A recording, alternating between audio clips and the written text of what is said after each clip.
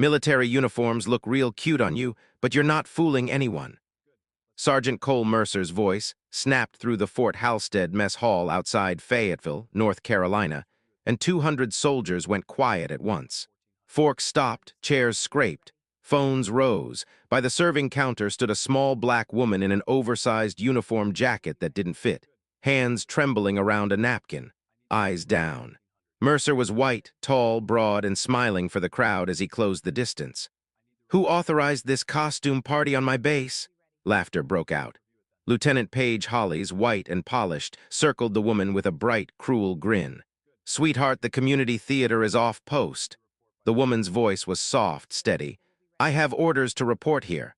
Mercer leaned in, enjoying it. "Orders from who, your acting coach?" More laughter. The room fed on it.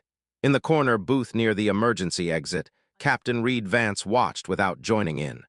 Corporal Hank Daly, white-skinned and thick-armed, stepped forward like a man eager to please. "If you're wearing the uniform, show me drill." "Attention!" The woman lifted her chin. In one blink she changed, shoulders back, feet aligned, spine straight. A snap to attention so crisp the closest soldiers stopped smiling. Daly tried again. "About face." She pivoted cleanly, boots clicking once. Mercer lifted a hand, cutting off the murmurs. "Lucky guesses, let's try something real." He cleared his sidearm with theatrical care and shoved the empty pistol across the counter. "Field strip, reassemble, 30 seconds. Her fingers moved like calm lightning. Slide, spring, barrel, frame, parts laid out in perfect order, reassembled smoother than most instructors. A safe function check. Then the weapon returned to Mercer's hand. Silence landed heavy. Hollies forced a laugh that sounded thin. "That proves nothing." A young private near the drink station swallowed hard.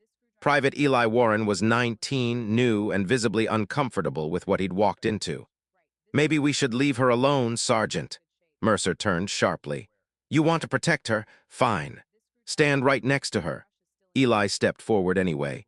The woman's eyes flicked to him for half a second, not gratitude, recognition. Colonel Jonah Strickland entered at the worst moment, drawn by the hush.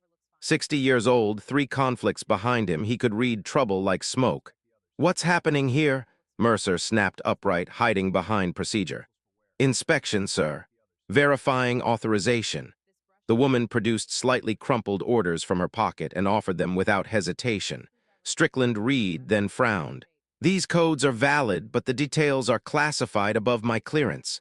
A ripple ran through the crowd. Mercer felt his control slipping. Daly returned from the training locker with an M4 carbine and set it down like a dare. "Base record is 18 seconds. Beat it." Mercer nodded, loud enough to make it sound reasonable. "It's unit integrity." The woman approached, checked the chamber automatically, upper receiver, bolt carrier group, pins out, 8 seconds to disassemble, 16 to reassemble. The mess hall did not breathe. Mercer recovered enough to sneer. "Cute, but weapons are only props if you don't know doctrine." He fired questions like shots. "Effective range of that M4, standard medic load. What do you do when a sniper pins your squad and you're taking casualties?" Nia answered without looking up. 550.600 area. Combat medic carries tourniquets, hemostatic gauze, IV fluids, airway kit. Under sniper fire, smoke and hard cover first, move wounded, establish suppressive fire, then flank or call for counter-sniper if available. The answers weren't just correct. They were the kind of complete that made experienced soldiers glance at each other in silence. Strickland tested the action, slow and careful, perfect. "Where did you learn that?" Her answer stayed quiet. "Practice, sir." Hollies tried to regain the room with a sweet voice that carried poison. "She memorized it. People do that. You can learn anything from videos." Strickland didn't laugh. He watched Nia's stance, the way her breathing stayed measured, the way her eyes swept the room in controlled arcs as if she were counting angles. Captain Vance's thumb moved again under his table. Target confirmed. Escalate. Mercer saw Strickland hesitate, and he pushed harder, louder. "If she's on my base with training above ours, I don't care how small she looks. That's a security risk." Mercer's face tightened. He couldn't win on skill. So he chose humiliation. "Search her." Strickland's expression darkened. "Sergeant, stand down." Hollies glided forward immediately, eager. "I'll do it, sir, professionally." Eli's voice came out rough. "This isn't necessary." The woman cut through them all, calm as a locked door. If it's required for security, I'll comply. Mercer's grin returned. He thought he'd found a way to break her in public. Captain Vance typed on an encrypted phone under the table. Priority, confirm now. The woman unbuttoned the oversized jacket and let it fall. The fitted gray shirt underneath clung to a body the room hadn't expected.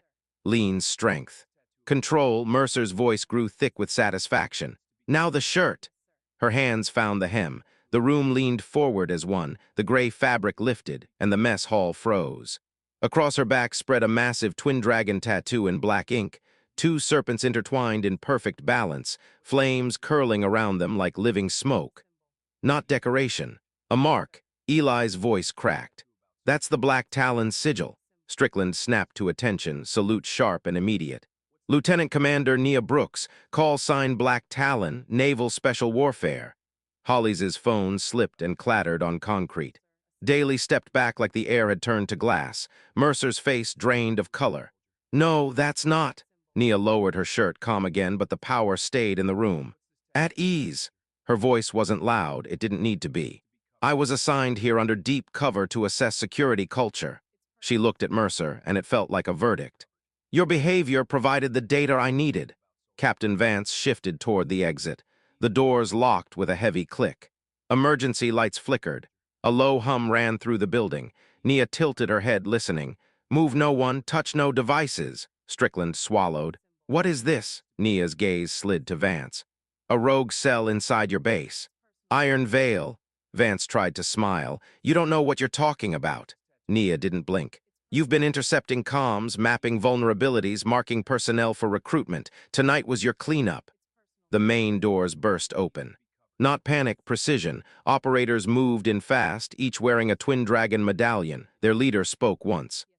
Black Talon status, Nia answered, crisp. Witnesses secure, hostile network identified. Vance tried to run. Two operators pinned him before his second step landed. Iron Veil assets in custody, the leader said.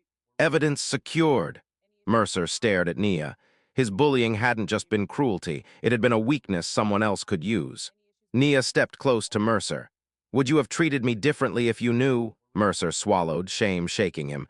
Ma'am, I didn't. That's the point. She turned to Eli. Private Warren, you stood up when it cost you. That is leadership. Eli blinked hard. I just did what was right. Keep doing it. Then she faced the room.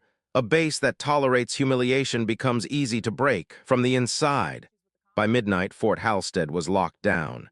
Phones seized, statements taken, evidence sealed. 3 months later, the base looked the same from the highway, but it wasn't the same place. Training changed, reporting changed, leadership changed. Mercer, reduced in rank, stood in an ethics program and learned the difference between fear and respect.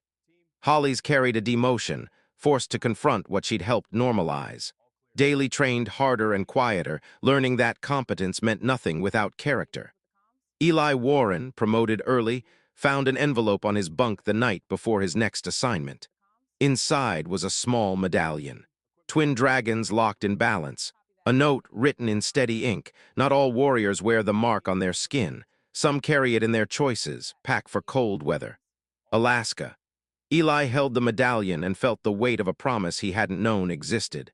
And somewhere beyond Fort Halstead's fences, Lieutenant Commander Nia Brooks kept moving through the shadows, hunting threats most people would never see. Because the most dangerous power in any room is never the loudest. It's the one that can stay silent until the moment it matters.